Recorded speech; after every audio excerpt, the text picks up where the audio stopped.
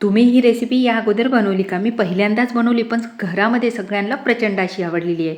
त्यासाठी तुम्ही उशीर करू नका. वाटाण्याचा सीझन संपायच्या अगोदरच ही रेसिपी बनवून घ्या. 1 वाटी हिरवे वाटाणे, हिरवी मिरची, लसूण छान वाफवून घ्यायचं. वाफवल्यानंतर मिक्सरच्या भांड्यात टाकायचं. त्यामध्ये कोथिंबीर टाकली, आवश्यकता असेलच तर थोडंसं पाणी टाकून एकदम पेस्ट अशी काढून घ्या.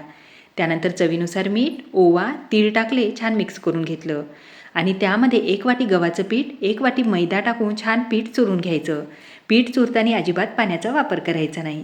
त्यानंतर पोळी लाटून घ्यायची आणि हव्या त्या आकाराने कट करून घ्या. आता मी मुलांसाठी बनवत आहे तर छान मस्त समोस्याचा आकार दिलेला आहे.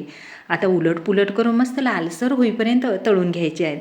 जर तुम्ही हे मीडियम गॅसवर तळले ना तर एकदम खुसखुशीत अशी ही समोसा पुरी बनवून तयार होते. आणि 8 दिवस जरी घरात राहिली ना तर अजिबात खराब होत नाही. मुलांना तर ही प्रचंड आवडलेली आहे. आगळी वेगळी पुरी खाणारे प्रत्येकजण विचारतील की ही पुरी तुम्ही कशापासून बनवली आहे? इतकी चविष्ट झालेली आहे. एकदम खुसखुशीत आहे.